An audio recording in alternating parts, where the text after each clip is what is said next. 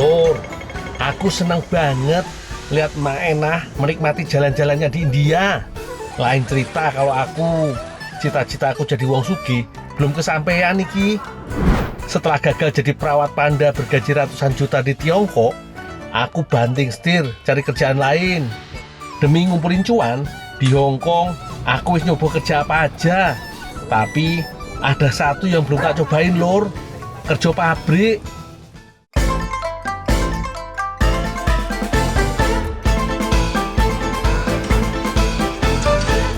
Hari ini aku dapat kesempatan kerja di pabrik mie khas Hong Kong.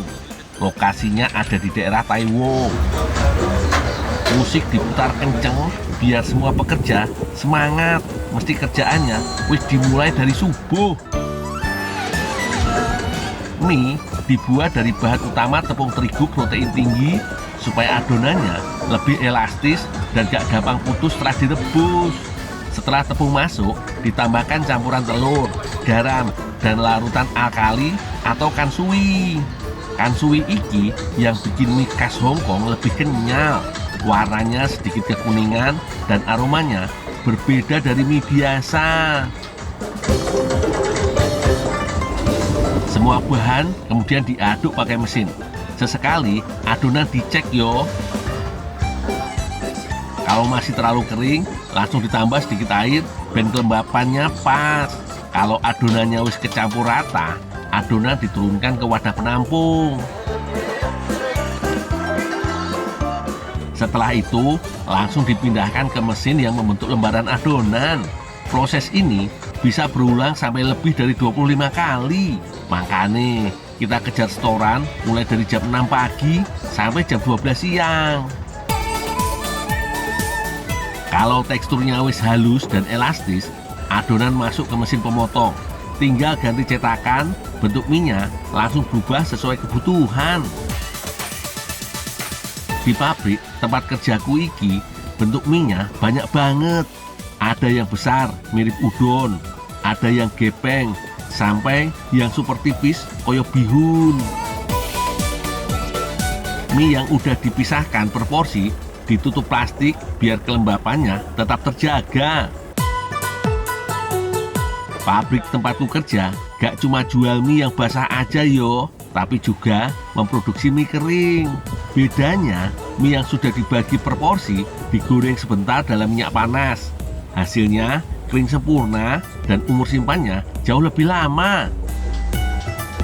Jualnya juga bukan cuma dalam partai besar. Kalau mau beli eceran juga bisa. Nah Lur, tempat tak tuju iki adalah salah satu pelanggan tetap pabrik tempatku kerja. Sudah tahu proses pembuatan minyak? Sekarang aku penasaran gimana hasil olahannya.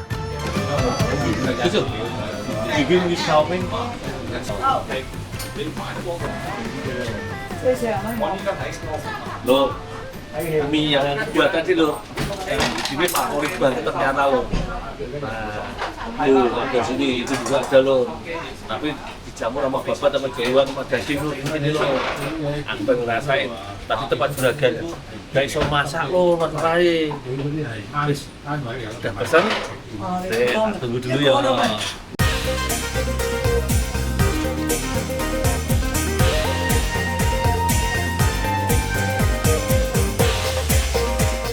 Oh, ini buatanku tadi nih loh.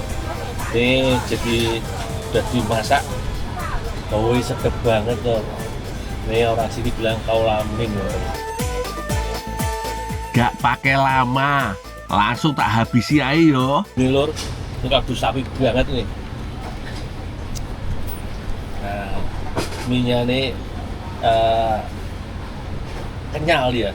Walaupun tak gigit, karena tadi nggak putus-putus nih, tak tarik-tarik ininya.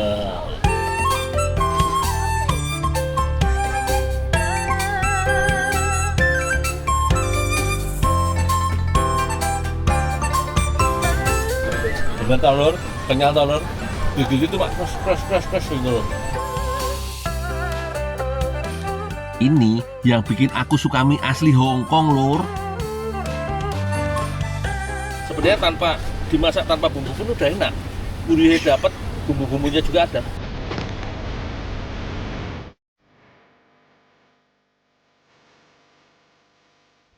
Karena keseharian kerja keras, porsi sebanyak tadi cuma geli-gelin perutku aja, Lur. Kurang nampol. Setelah ganti baju, aku kembali bergerilya untuk cari cemilan. Kali ini aku pengen cari yang manis-manis, Lur. Tapi takut aku makin manis. Apa yang asin aja yo? Aduh, bingung. Nah, aku nemu solusinya. Aku pesen 2 menu sekaligus, yang manis dan yang asin. Buat yang manis, aku pilih egg waffle isi es krim vanila dan buah. Nah, yang asin, aku pilih waffle isi saus kari dan abon. Lur, egg waffle iki termasuk salah satu jajanan kaki lima paling ikonik di Hong Kong. Setelah adonan egg waffle terbentuk, lanjut ditambah potongan buah naga, krim kocok, dan es krim vanila. Dikasih potongan buah naga dan mangga, lalu disiram saus coklat. Perpaduan warna nih bikin tampilannya makin menggoda yo. Sekarang lihat pembuatan waffle kotak yang asin, Lur. Setelah adonan wafelnya jadi, dikasih saus kari di seluruh permukaannya. Lanjut, dikasih floss roll dan dilipat seperti sandwich. Ben isiannya gak tumpah pas dimakan, Lur. Wah, jadi bingung mau dimakan eksekusi yang mana dulu yo. Pilih yang adem-adem dulu aja ademe sampai ke ubun-ubun, Lur. Rapenak pakai gelas-gelasan begini. Loh, ini wafelnya yang berpaduan dengan manisnya buah dan es krim.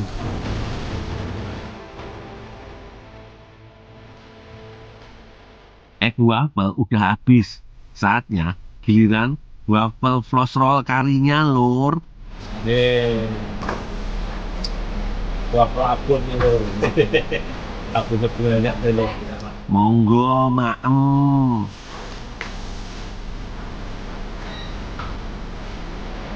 Gurihnya abon, Lur, dengan kuatnya bumbu karinya ini berpadu dengan manisnya waffle.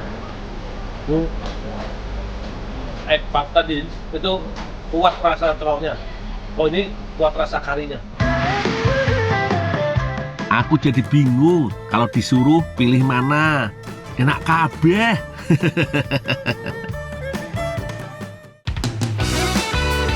Lur, kerja di pabrik mie di Hong Kong bikin keinget pengalamanku kerja di tanah air. Urusan bantu-bantu di tempat pembuatan makanan, aku wis terbiasa, Lur. Dari usaha rumahan sampai pabrik yang skalanya lebih besar. Salah satunya waktu aku ikut membuat ranting getuk di Lampung. Jangan kemana-mana, habis iklan kita nostalgia bareng ya, Lur.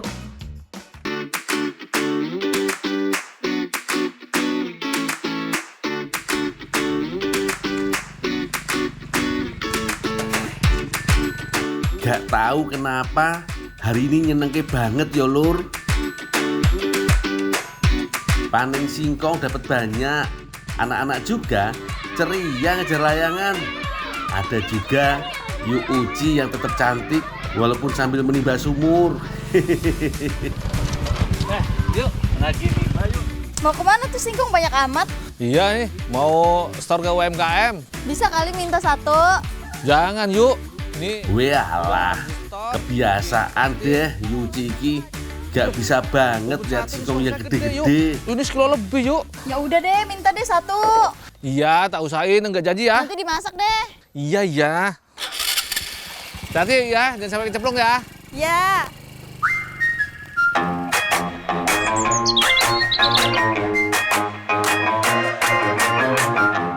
Di Desa Mataram, Gadingrejo, Kabupaten Pringsewu, Lampung, jenis singkong Garuda menjadi bahan baku utama oleh-oleh keranting geduk robani.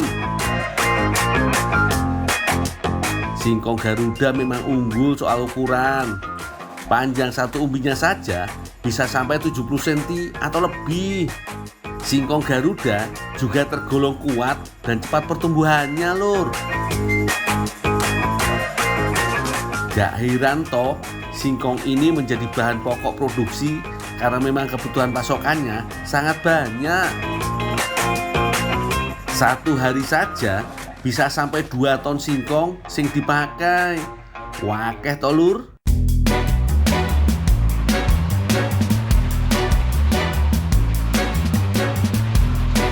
Berhubung singkongnya banyak, gak mungkin toh mencucinya harus satu persatu. Kesuwen, Lur, kelamaan. Memanfaatkan mesin aduk alias molen, cuci singkong sing wis terkupas dengan bilasan air berkali-kali. Setelah proses cuci, rendam singkong dalam air bersih sekitar 5 jam. Yang aku ambil iki, yo pastinya udah siap untuk lanjut proses berikutnya.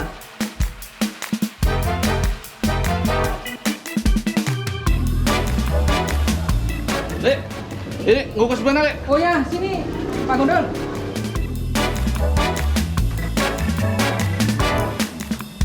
Aku lanjut ngukus singkongnya dulu yo, Lur. Setelah direndam air bersih sekitar 5 jam lamanya, singkong kupas menjadi lebih empuk.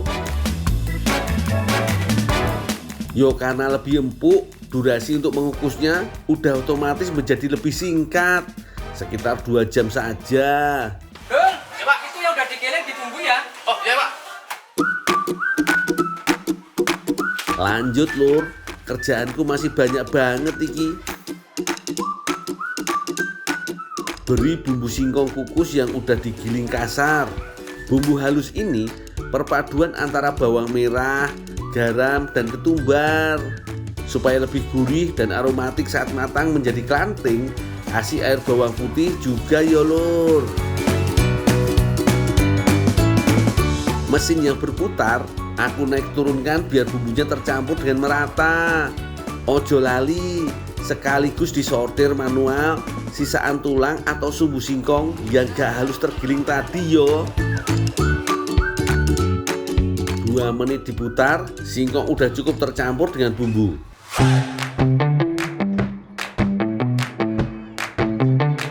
Berikutnya, tugas ibu-ibu untuk menggilingnya menjadi getuk singkong. Murni, tanpa tambahan tepung sama sekali, Lur. Proses penggilingan iki penting banget loh, Lur. Selain ngebuat teksturnya jadi lebih lembut, gilingan getuk singkong juga jadi pondasi untuk ngebentuk klanting.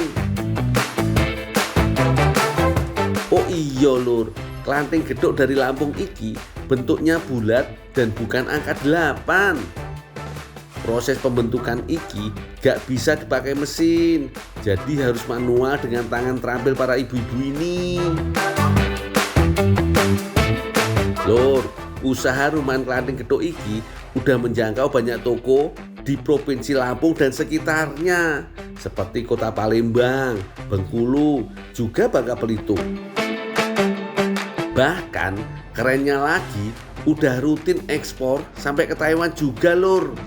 Wah, mantap yo. Bu, tak jemur ya, Bu ya? Ya.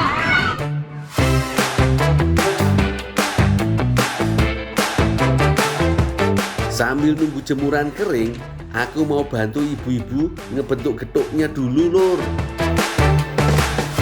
Lumayan panas ya, yuk ya. Yuk, nyicip ya, yuk ya. Ya. Berhubung getuk singkongnya udah enak, aku jadi kepengen, Lur. Minta yuk, boleh nggak yuk? Boleh. Ambil aja. Baskom, Pan. Ada Ini baskom. bawahnya berapa ya? Di baskom biar Pan. Oh, ya. Biar banyak. Yuk. Tapi nggak dimarahin sama bos nanti yuk. Enggak. Kalau cuma nyicip enggak. Batuk yuk. Enggak. Kenapa Dul kok ngambilin itu? Nggak, Pak. Ini Pak, Ayu yang ngasih Pak. Enggak, saya nggak ngasih, Mas Gundul yang minta. Oh, Ini yaudah. Pak, buat cicip-cicip di rumah Pak. Oh, ya nggak apa-apa. ambil aja seluruhnya 1 regen. Nggak apa-apa. Nggak apa-apa, Pak, Tapi ya? gajinya ditunda nanti kamu. Ya nggak apa, dikit aja Pak. Oh iya, Buat silakan. nyicip di rumah Oh, Pak. silakan. Ambil aja, ya. Boleh Pak ya? Iya, boleh. Udah. Makasih Yuan. Ya. Setelah cukup kering, kelanting yang siap goreng masih harus diremas-remas agar bagian yang menempel bisa terlepas. Kalau sudah, lanjut ke tahap penggorengan. Memakai minyak yang udah panas betul, kelanting harus terus diaduk dan digoyang. Kalau sudah agak matang, pindah ke minyak yang lebih panas supaya kelanting bisa mekar dengan sempurna. Oh iyo, hampir lupa aku sama Yu Uci. Mungkin kelamaan nunggu aku kerja di UMKM. Yu Uci udah mulai masak sendirian. Bahan bumbunya sudah komplit lur.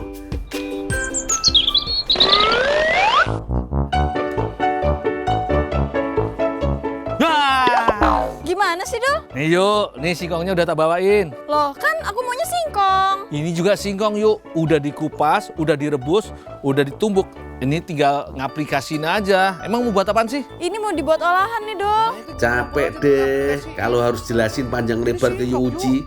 Mending aku cabut aja yo. Ini dicampur tepung tapioka ya, Dul? Saya? Ya iyalah, mau siapa lagi? Tadi katanya cuma minta singkong, nganterin singkong mau suruh ngadon juga. Udah, biar cepet selesai. Ah, iyalah. Wes lah, iki namanya dikasih hati malah minta jantung. Udah dikasih geduk singkong yang enak, malah suruh bantu masak juga. Tapi janji yo, nanti makannya bagi aku yo yuk. Bumbuin gak yuk? Bumbuin, ini nih pakai ini. Mana bumbunya? Ini nih baru selesai. Nih. Aduk yang rata. Iya. Buruan cepet. Geduk singkong yang udah lembut, aku racik kembali dengan tepung tapioka dan bumbu bawang putih. Sementara aku mengadon, Yu Uci lanjut membuat bumbu. Kata Yu Uci tadi, adonan geduk yang kubuat iki mau diisi pakai jantung ayam lur. Oh iya lur, jantung ayam iki sudah direbus dan dibumbui dengan garam. Tujuannya supaya tetap enak dan matang saat dibungkus ke dalam geduk.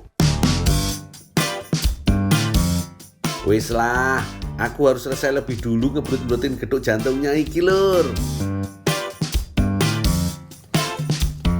Yuk, nih udah selesai dibulet-bulet yuk. Nah, iya Dul, langsung digoreng aja deh ya. Gorengin ya. Iya. Sabar Dul, sabar. Demi makan enak emang harus sabar. Kata Yu Uci tadi, dia mau bikin geduk jantung ayam pakai kuah kalio. Yo wajib pakai irisan daun kunyit supaya nikmat sampai ke langit. Lur, berhubung sudah matang dikukusnya, jadi gak perlu waktu lama untuk menggoreng geduk singkong isi jantung ayam iki.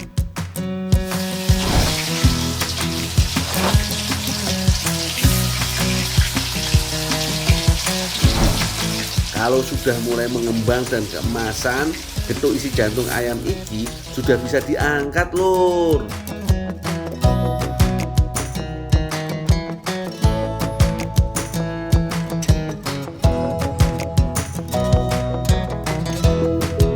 Udah selesai semua, Dul. Udah yuk, udah matang semua yuk. Oke deh, biar aku aja yang lanjutin. Oh, ya yuk, ntar. Nah, gitu dong yuk. Dari tadi kek ngelanjutinya. Hati-hati ya, minyak panas yuk. Iya, Dul. Sekarang tugas Yu Uci membuat kuah bumbu kalio. Lur, kalio konon berasal dari ranah Minang. Sajian iki adalah proses setengah jalan dari teknik memasak rendang yang legendaris. Iya lur, kalio dan rendang sejatinya berasal dari racikan bumbu yang sama. Hanya Bedanya durasi memasak kalio gak selama memasak rendang. Masak campuran bumbu, santan, asam, dan kayu manis sampai mendidih. Jangan lupa masuk irisan daun kunyitnya juga. Beri garam secukupnya. Sip lur, tinggal tunggu sampai kuah berubah warna. Kalau rendang sampai menghitam. Kalau kalio cukup ini kemasan kayak gini. Terakhir, getuk singkong jantung ayam sing dimasukkan. Sip lah. Hasilnya terlihat sedap banget lur. Kalio isi getuk jantung ayam dengan kelanting singkong dari Lampung pasti mantep iki rasanya. Enak banget ya. Bumbunya kerasa banget. Bener. Iya lur, getuk yang terbuat dari singkong memang sudah tinggi kandungan karbohidratnya. Gak perlu disantap pakai nasi, sudah cukup mengenyangkan. Asli lur, gara-gara kalio getuk isi jantung ayam iki, aku gak jadi bete deh sama Yu Uci. Masalahnya sajian iki enaknya kebangetan. Bumbu kalio yang super pedas cocok banget disantap bersama lembutnya getuk singkong dan gurih kenyal isi jantung ayamnya. Pokoknya jos gandos lur.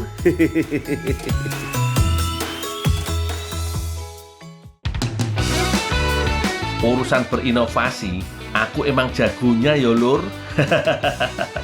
Kalau kelanting getuk bisa aku olah jadi kalio. Nah, kalau daging tiram pernah ku olah jadi kue mangkok lur. Setelah iklan ya lur, jangan kemana-mana.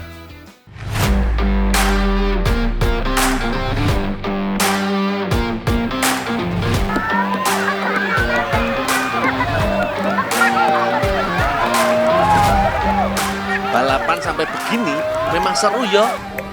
Ayo Pak Babang, jangan kalah sama mereka. Piye, seru toh ya? Pastinya.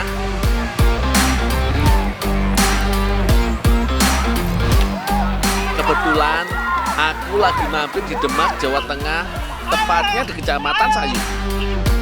Jangan kaget kalau pemukiman di sini dikelilingi air laut. Sejak tahun 90-an, rob atau banjir akibat laut pasang menerjang desa Bedono sepanjang tahun.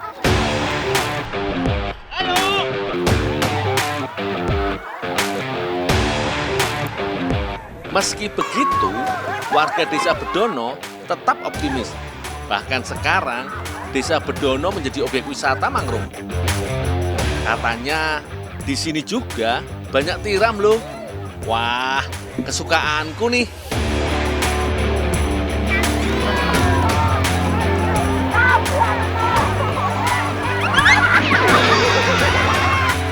Ayolah, terlanjur basah.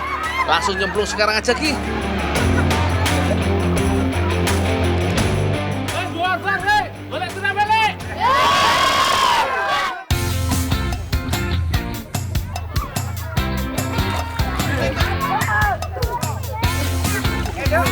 Dari bentuknya sih, tiram tampak kurang menarik yo.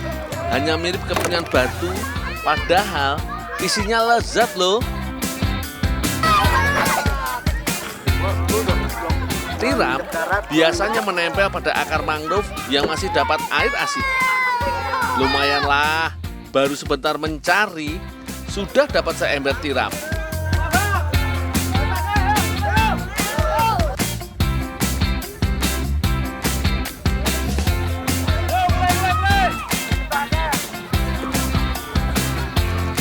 Biasanya masyarakat Bedono lebih suka membakar tiram. Menurutku sih, tiram mau dibakar atau dibumbui apa aja, rasanya jos, ya toh? Tapi sepertinya oke juga kalau dijadiin kue. Pak, ini kita olah sih. Ini urusannya ya Pak ya.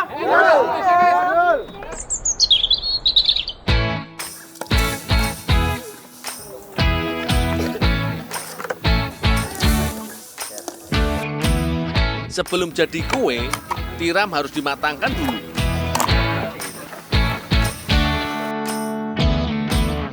Tiram direbus dalam air mendidih sekitar 15 menit yo. Air panas akan membuat cangkangnya terbuka. Jangan kelamaan merebus yo, soalnya nanti malah membuat daging tiram jadi alot dan mengkeret. Nah, kalau sudah begini, daging tiram lebih mudah dikeluarkan dari cangkangnya.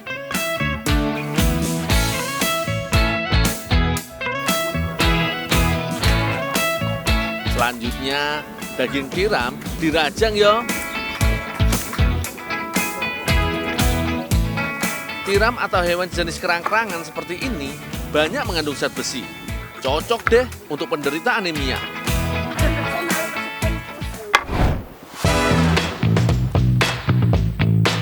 Untuk bumbu tumisnya sudah disiapkan Mbak Sinta. Ada cabai merah, cabai rawit, bawang merah, bawang putih, merica, garam, dan kemiri. Semuanya diulek sampai halus yo. Kalau mau pengen lebih pedas, yo tinggal tambahkan cabai rawitnya. Jangan lupa siapkan lengkuas, serai, daun salam, dan daun jeruk. Semuanya membuat cita rasa masakan lebih keluar.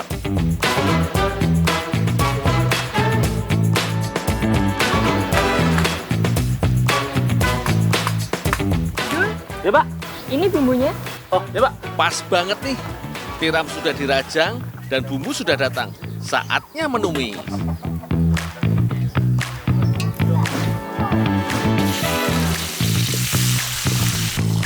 Bumbu ditumis dengan api sedang saja. Selanjutnya, masukkan irisan tiram. Aduk sampai bumbu merata yo.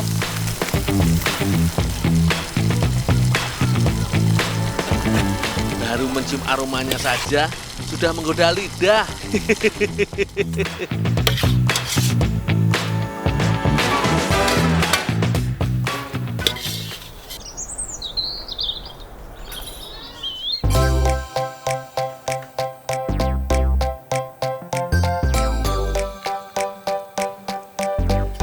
Bu Khotijah mau membuat adonan kulitnya.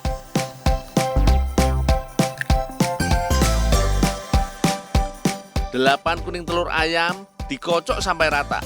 Kemudian ditambah gula halus.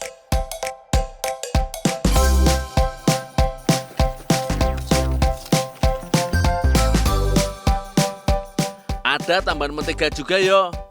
Mentega tidak hanya membuat kue jadi empuk, tapi juga bisa membuat kue tahan lama dan rasanya lebih enak.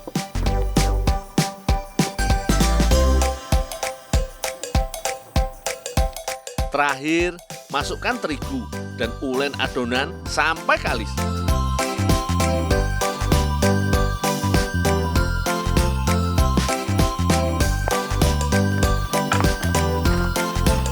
Mbak, ini Mbak, tiramnya udah matang. Makasih ya, Dul. Oh, ya, Mbak.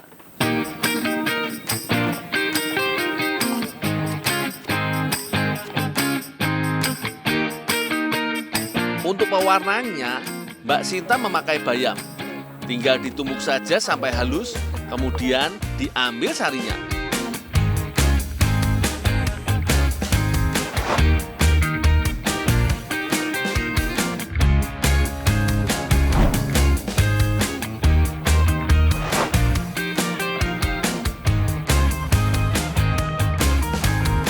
Saiki tinggal membentuk adonannya yo. Jangan lupa mengoles cetakan dengan mentega. Jadi lebih mudah mengeluarkan dari cetakan.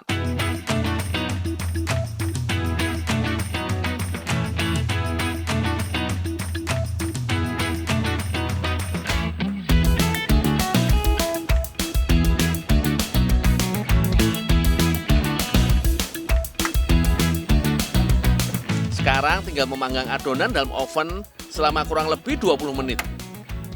Wih, aku sudah gak sabar pengen nyoba ini.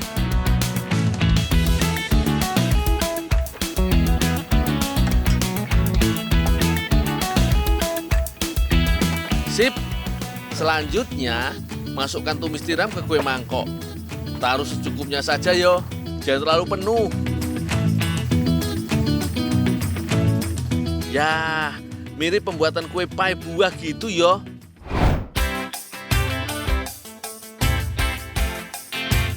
Sudah jadi nih.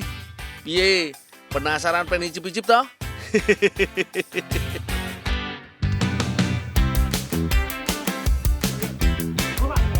Kue mangkok yang renyah dan tidak terlalu manis, pas banget dengan tumis tiram.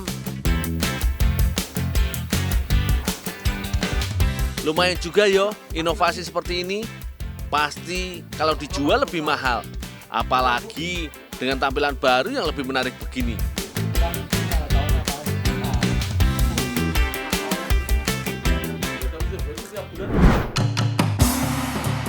Lor, sudah sejauh ini aku pontang-panting cari cuan di negeri orang. Tapi cuanku durung ngumpul sesuai harapan. Setelah kerja di pabrik mie, saiki aku mau nyoba ketemu sama Snake Queen di Hong Kong. Siapa tahu rezekiku ada di sana dan aku bisa dapat kesempatan kerja lagi. Pokoknya doain aja ya lor. Jangan lewatkan jejak si gundul mencari cuan sampai Mandarin di episode selanjutnya.